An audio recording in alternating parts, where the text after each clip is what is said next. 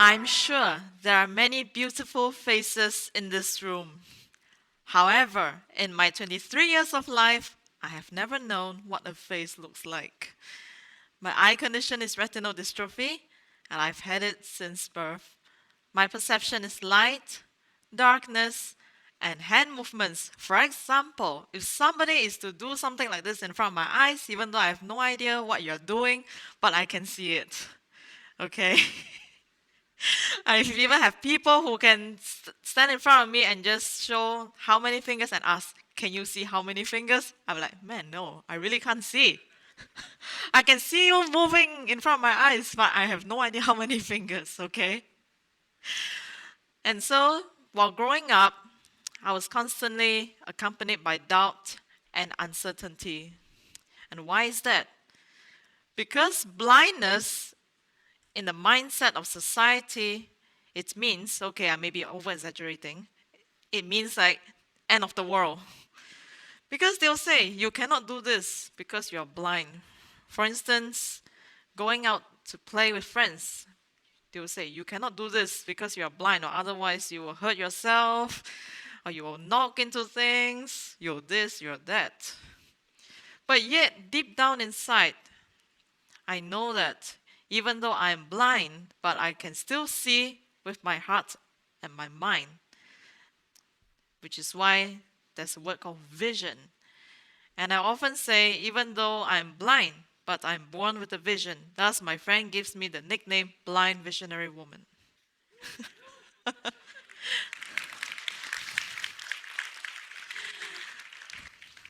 So, I had this dream to make a difference and perhaps help the society to not live with that misconception. But the problem is how? Then over time, I found my answer through music, picking up the erhu when I was 14, violin when I was 15, and at the age of 20, I made it into Nanyang Academy of Fine Arts School of Music that we all know as NAFA.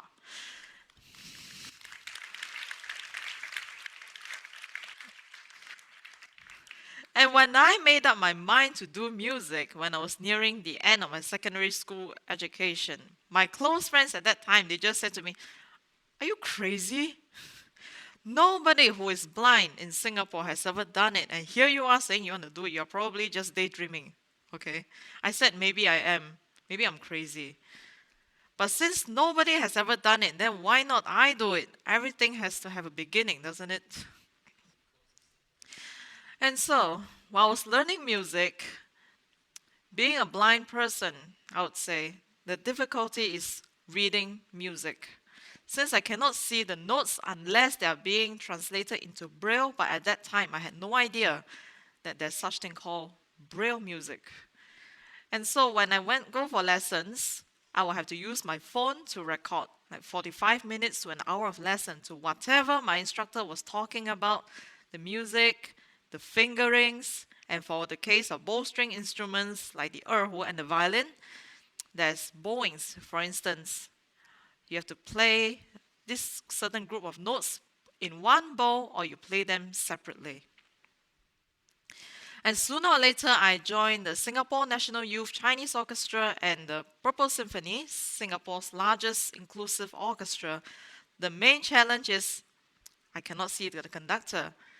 For those of you who knows orchestra, the conductor will usually do something like this. Okay, so I cannot see it.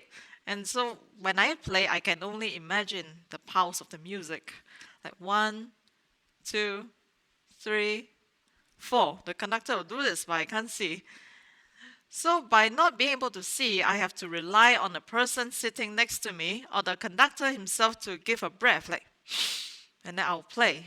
For instance, 1, 2, 3, play, like that. But this thing, however, is determined by the mood of the conductor and the mood of all of us in general. So during rehearsal, we say we'll play at this speed, but on the actual day, it can be another speed, either slightly faster or slightly slower. And so we all have to play by ear, it can be quite scary. Or I often have this fear that I will come in at the wrong time or I will play faster or slower than the people surrounding me. It can be embarrassing, right? But this problem can be solved through experience. All have to be very sensitive when we play in orchestras.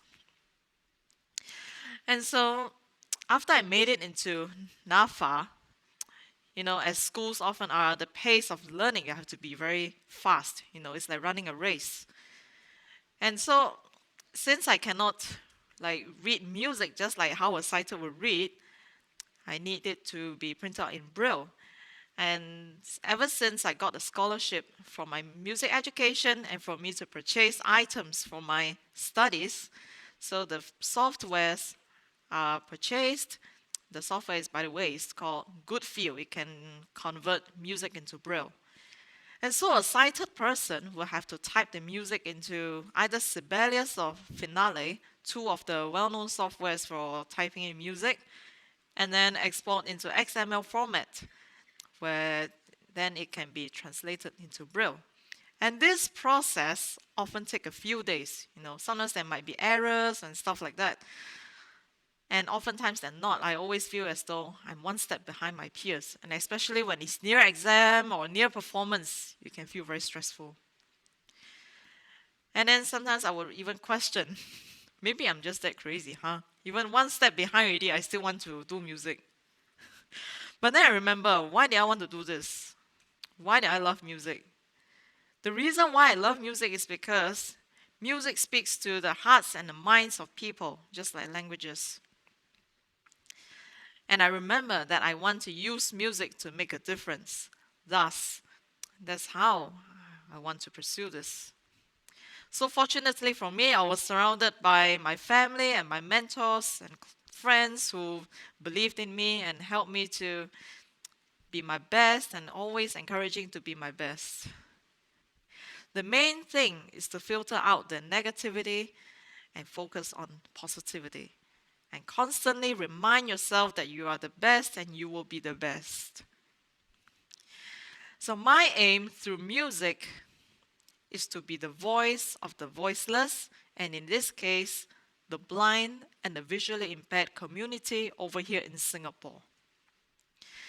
Unfortunately, the community is poorly represented because the folks who are much older than me at that time didn't have a chance for a proper education. And so oftentimes than not, they were being seen as rude, ill-mannered, and not knowing how to fit in. But the truth is, they were not taught to do that.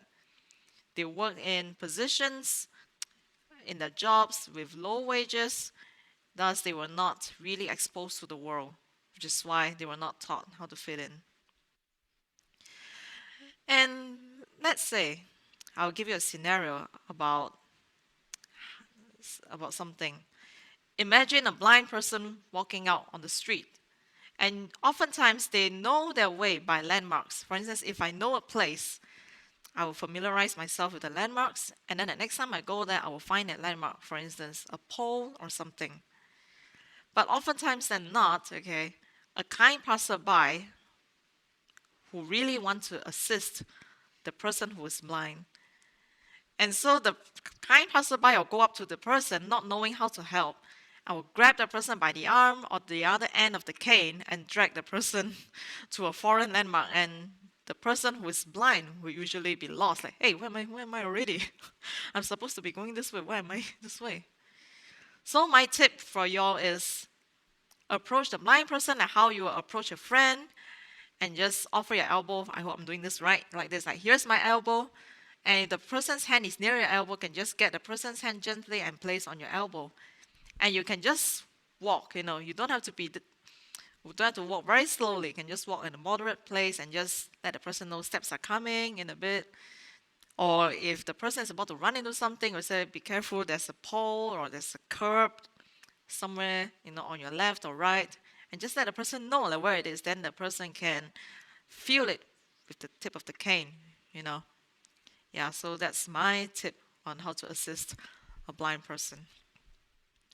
And there's something that occurred to me when I was about maybe 15, going on 16. I was going out with my family, on a Saturday night. And then my folks stopped by to purchase newspaper. And then the person selling newspaper were wondering, why is this girl need to be led? She's already like, how old already? And my aunt said, because she can't see. That's why I have to guide her. And the next question the person asked my aunt is, she can talk or not? Then I'll be like, we just said I'm blind. We didn't say we cannot talk. And so when I left the place, I was literally, laughing. I said, what did I just say? We just said we are blind, not cannot talk. Or people will have the misconception when I say I'm blind, they will start talking to me at the top of their lungs. Funny, right? I mean, I said I'm blind. I never said I'm deaf. I never said I cannot talk. Why do you need to shout? Or sometimes when it comes to climbing stairs, you say, before you even reach the stairs, some random auntie will just, I know she's concerned, she's afraid that I might fall or something. So she will say, hey, be careful, staircase coming. One of my friends very mean, she will say, I'm blind, but my legs still can move, ma. Sometimes I know, right? But at the same time, I can't really blame them because the blind community does not have the awareness, which is why oftentimes we were being like misunderstood and with the misconceptions and whatnot. Which is why I hope that through music and through any way possible, I hope that I can do my part in society to create more awareness for the blind and the visually impaired. Because I believe that even though we are blind, but as long as we are here and we are still breathing, we have hope and we have a purpose. Every one of us in this room, sitting here, standing here, whatever you're doing, you all have a purpose. You all have a gift. And as Steve Harvey always says, the gift is something you do your absolute best with the least amount of effort. Some of you are good at music, some of you do sports, some of you in design. I'm sure every one of you are unique and different from the person sitting next to you. And of course, we are often met by peer pressure. I say, hey, this person doing better than me, lah, how? Sometimes I will feel that way. Like everyone around me seems to be going somewhere, whereas I feel stuck. But on the other hand, we all have our own race to run. So run your own race. For only you can run that race of yours and to use that gift to impact the world around you. Thus, in closing, I have prepared a tune for everybody. It is called Moon River. It is a tune, a story rather, about someone who sits looking at the river, with the reflection of the moon, and remembering the dream that he wants to pursue that seems 1,000,000 years away. And why did I pick that? Because this reminds me of the time that I made up my mind to do music. But my close friends feel that I was being mad, out of my mind, and at the same time met with challenges due to the inaccessibility and lack of resources for a blind person to learn music. And so I always find myself, like sitting by myself and thinking of the dream. It's going to be hard, being a musician, whether blind or not. But I'm positive that if I put my mind to it, I work hard and surround myself with the people that will actually want me to be my best, I'm sure no matter how far it may be, and no matter how hard it is, I will make it. Every one of us, we all want to make it to the mountaintop. And I often say this to encourage my friends. We are all far from the mountaintop. But with every step that we take, we are one step closer. So, ladies and gentlemen, thus presenting to you Moon River. Enjoy.